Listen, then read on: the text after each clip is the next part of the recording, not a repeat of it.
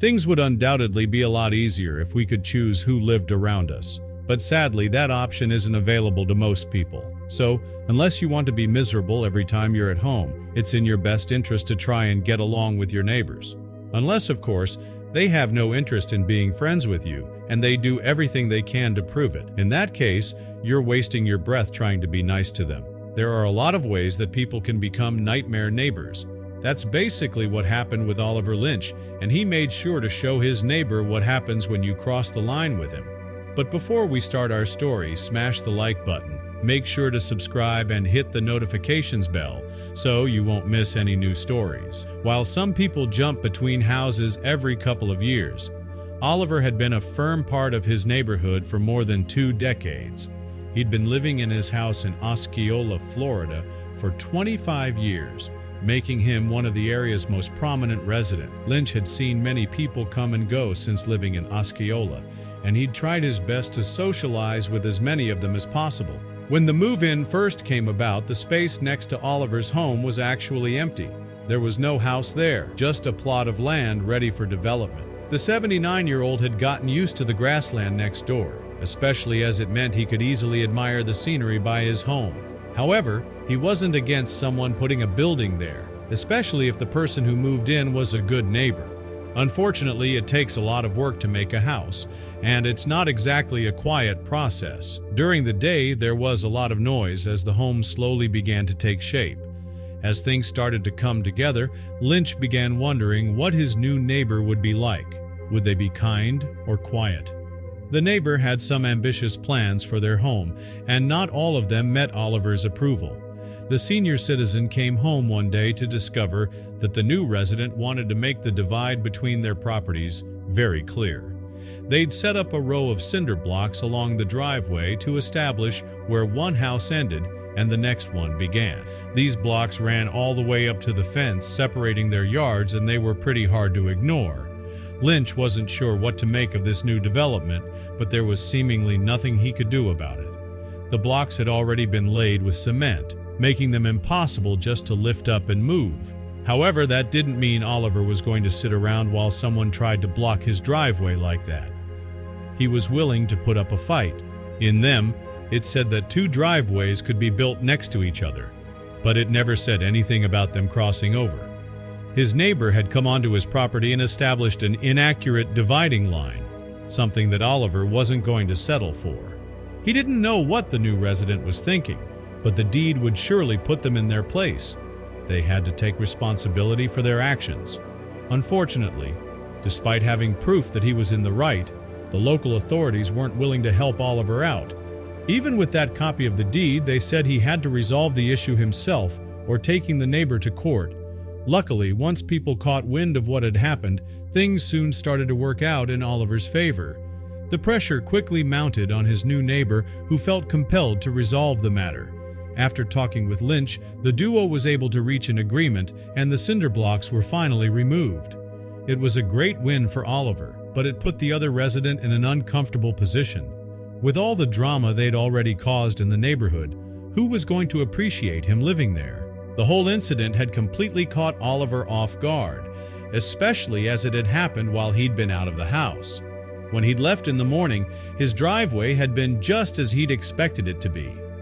Upon returning home, hours later, everything had changed.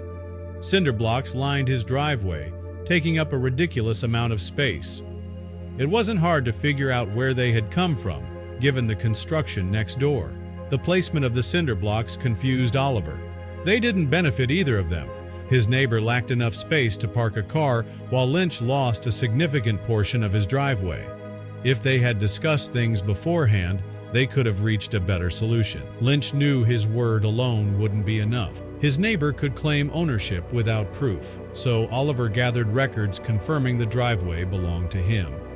Osceola County validated his documents, making it clear that he was in the right.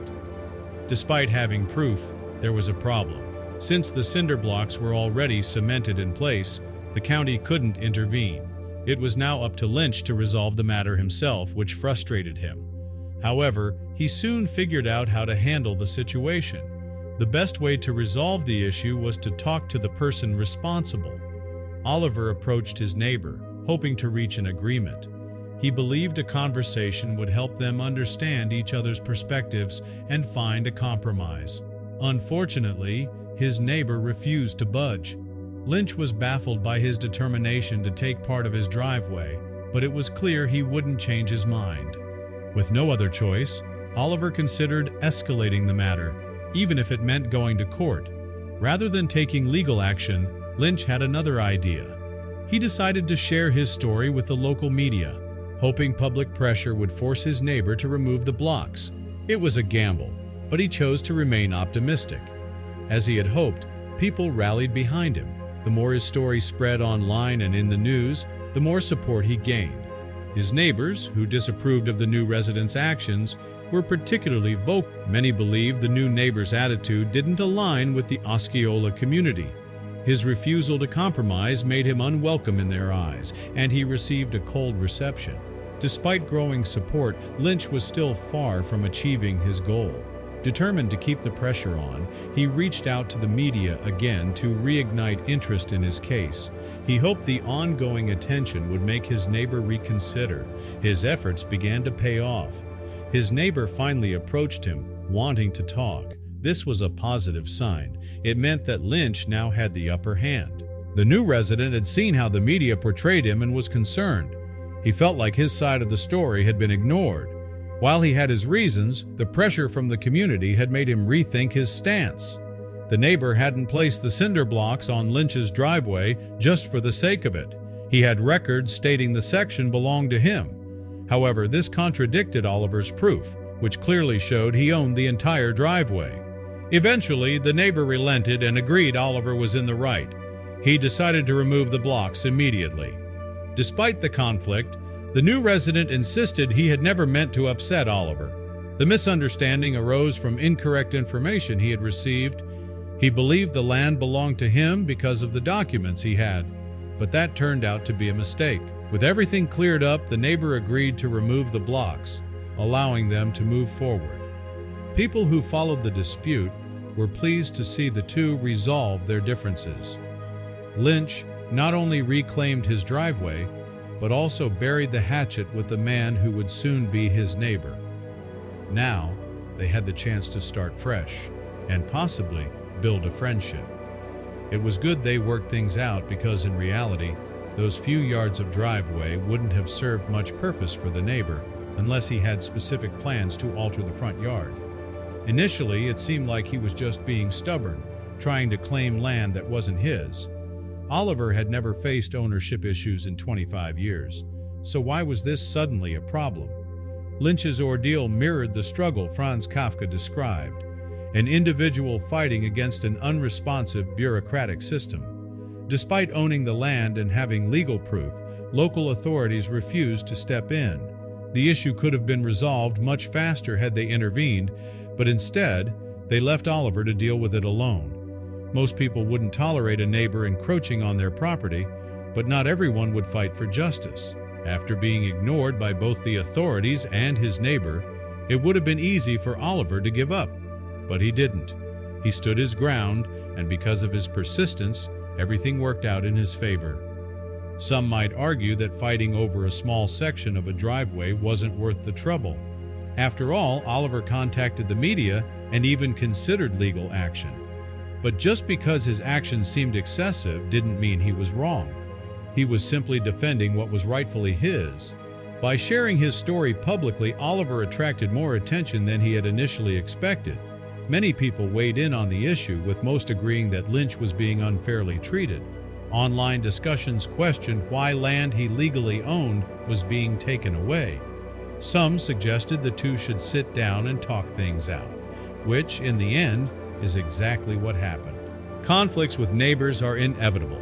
While not all disputes are as serious as Oliver's, even minor annoyances like a barking dog can be frustrating. However, most people manage to resolve their issues in a responsible manner.